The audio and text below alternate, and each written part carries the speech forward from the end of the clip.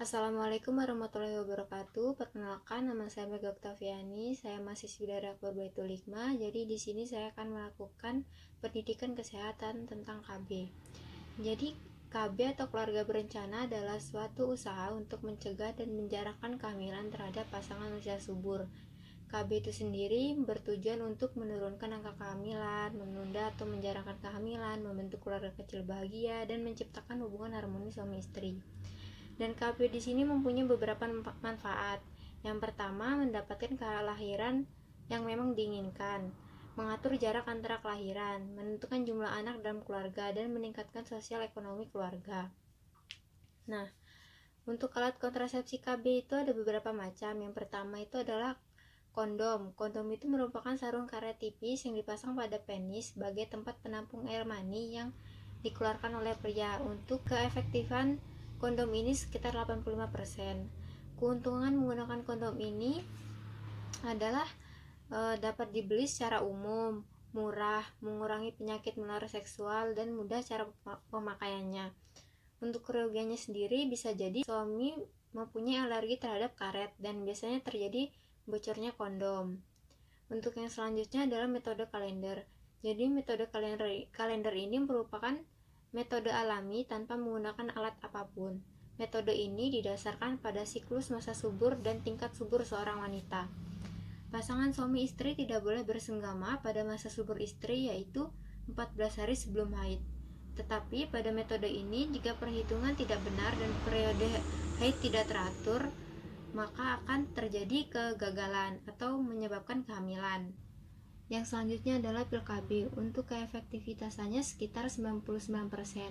Kontrasepsi ini berbentuk pil di dalam strip yang berisi gabungan hormon estrogen dan progesteron, atau hanya berisi hormon progesteron saja yang disebut pil mini. Keuntungan menggunakan pil KB ini, yang pertama cocok digunakan untuk menunda kehamilan pertama dari pasangan suami istri muda. Yang kedua, mengurangi rasa sakit pada waktu menstruasi.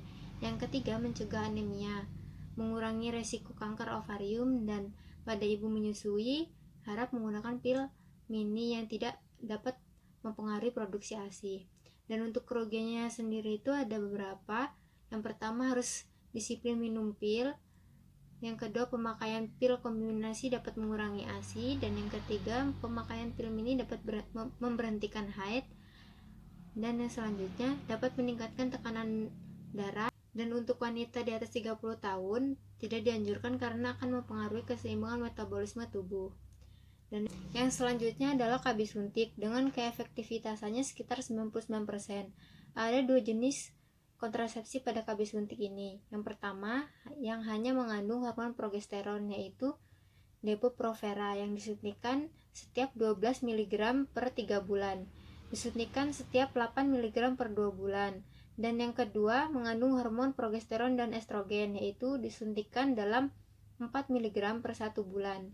Keuntungan menggunakan KB suntik ini, yang pertama, praktis, ekonomis, dan aman. Tidak mempengaruhi ASI, tidak berpengaruh pada hubungan suami istri, dapat menurunkan kemungkinan anemia.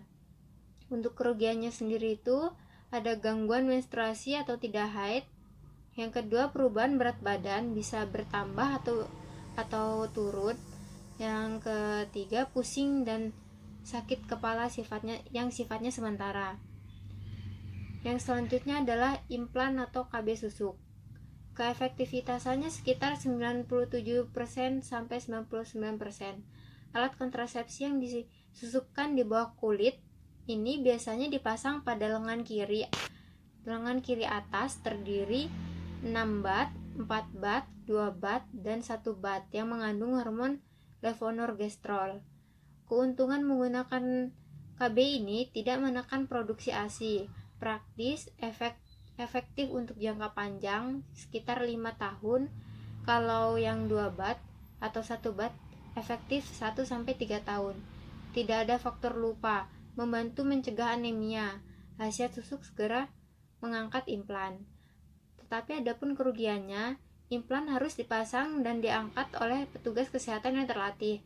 Lebih mahal dari pil KB atau suntik KB. Timbul gangguan menstruasi selama 3-6 bulan pertama dan dapat terlihat di bawah kulit.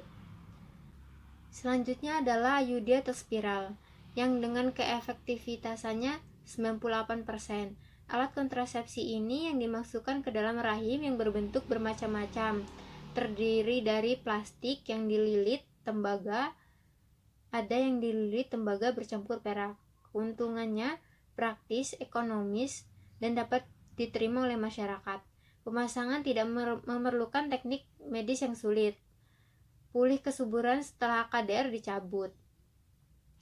Berjangka panjang dan dapat sampai 10 tahun.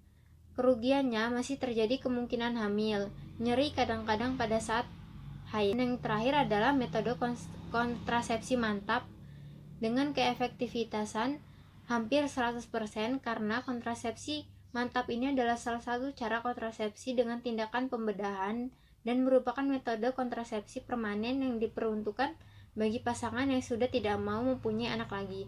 Jenis kontrasepsi ini ada dua. Yang pertama adalah vasektomi.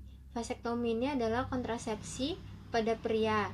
Vasektomi ini dilakukan dengan cara mengikat dan memotong saluran sperma atau vas deferens sehingga sperma tidak keluar saat senggama. Dan yang kedua adalah tubektomi. Tubektomi ini adalah alat kontrasepsi mantap pada wanita yang tujuannya untuk mencegah keluarnya sel telur dengan cara mengikat dan memotong kedua saluran telur atau tuba pada wanita. Baiklah, mungkin itu saja yang dapat saya sampaikan untuk pendidikan kesehatan tentang KB atau keluarga berencana. Bila ada salah kata saya mohon maaf, dan kepada Allah saya mohon ampun. Sekian, wassalamualaikum warahmatullahi wabarakatuh.